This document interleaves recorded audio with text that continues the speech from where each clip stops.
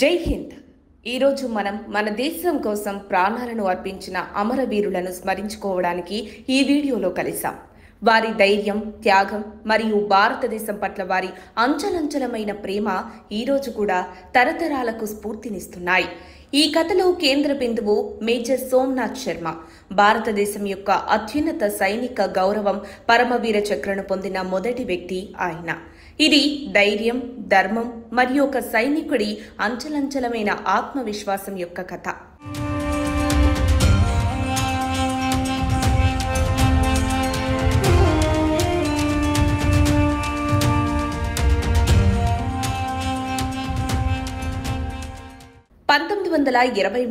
జనవరి 31 అప్పటి బ్రిటిష్ పాలనలోని పంజాబ్లోని కాంగ్హా జిల్లాలోని దాద్ అనే గ్రామంలో హిమాచల్ ప్రదేశ్లోని ప్రశాంతమైన కొండలలో మేజర్ సోమనాథ్ శర్మ జన్మించారు.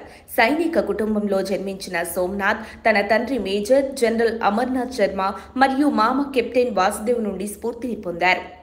చిన్నతనంలోనే భగవద్గీతలోని కృష్ణార్జున సంభాషణలు, ముఖ్యంగా కర్తవ్యం మరియు ధైర్యం గురించిన ఉపదేశాలు అతని జీవితాన్ని గాఢంగా ప్రభావితం చేశాయి.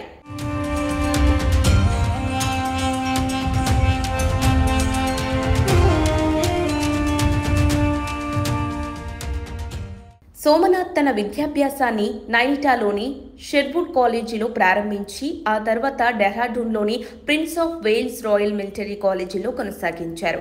అతని క్రమశిక్షణ మరియు నిబద్ధత అందరినీ ఆకర్షించాయి. 1942 ఫిబ్రవరి 22న కేవలం 19 సంవత్సరాల వయసులో అతను బ్రిటిష్ ఇండియన్ ఆర్మీలోని 8వ బెటాలియన్ 19వ హైదరాబాద్ రెజిమెంట్లో చేరారు.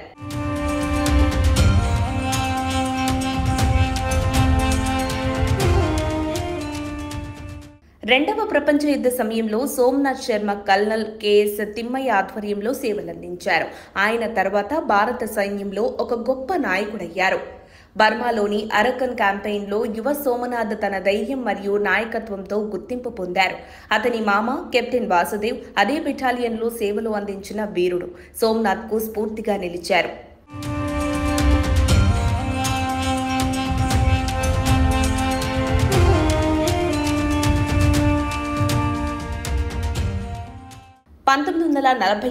భారతదేశం స్వాతంత్ర్యం సాధించిన సమయంలో ఒక కొత్త సవాల్ ఎదురైంది. అక్టోబర్ 22, 1947న పాకిస్తాన్ మద్దతుతో కబాయిలీ దళాలు కశ్మీర్ రాజ్యంపై దాడి చేశాయి. కొత్తగా స్వాతంత్ర్యం పొందిన భారతదేశం వెంటనే స్పందించి సైనిక దళాలను శ్రీనగర్కు పంపించింది. వీరిలో మేజర్ సోమనాథ్ శర్మ 4వ కుమావో రెజిమెంట్లోని ఒక కంపెనీని నడిపించారు.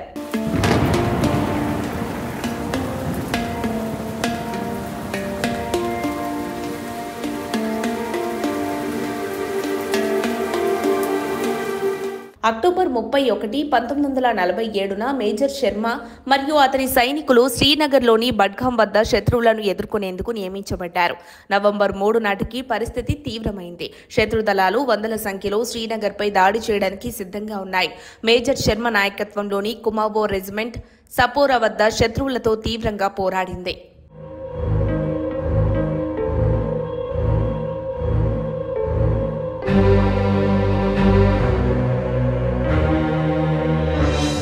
మేజర్ శర్మ ఆధ్వర్యంలోని సైనికులు అసమాన సంఖ్యలో శత్రువులను ఎదుర్కొన్నారు.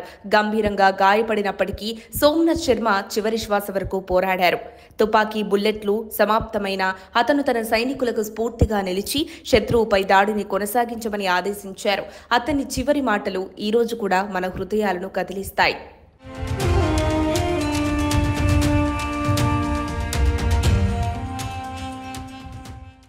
శత్రువులు మాకు 50 గజాల దూరంలోనే ఉన్నారు. మా సంఖ్య చాలా తక్కువగా ఉంది. మాపై విధ్వంసకర కాల్పులు జరుగుతున్నాయి. నేనొక్క అంగుళం కూడా వెనక్కి తగ్గను. చివరి రౌండ్ వరకు పోరాడతాను.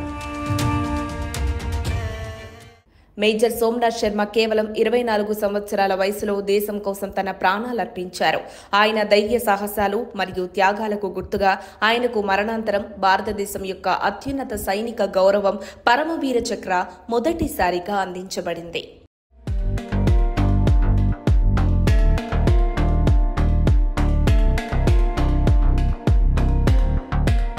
మేజర్ సోమనాథ్ శర్మ ఒక్కరే కాదు, ఆయన తర్వాత అనేక మంది భారత సైనికులు తమ అసాధారణ ధైర్యం మరియు త్యాగాలతో పరమవీర చక్రను పొందారు. కార్గిల్ యుద్ధంలో కెప్టెన్ విక్రమ్ బత్రా, లెఫ్టినెంట్ మనోజ్ కుమార్ పాండే వంటి వీరులు దేశం కోసం తమ ప్రాణాలను అర్పించారు. వీరందరూ మన దేశ యువతకు స్ఫూర్తిగా నిలిచారు.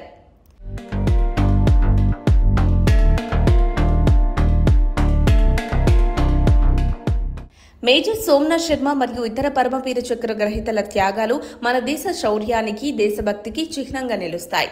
వారి కథలు మనకు గుర్తు చేస్తాయి, స్వాతంత్ర్యం అనేది ఒక బహుమతి, దానిని కాపాడుకోవడం మన కర్తవ్యం. ఈ వీరులను స్మరించుకుందాం, వారి స్ఫూర్తిని జీవన విలువగా స్వీకరిద్దాం. జై హింద్, జై భారత్.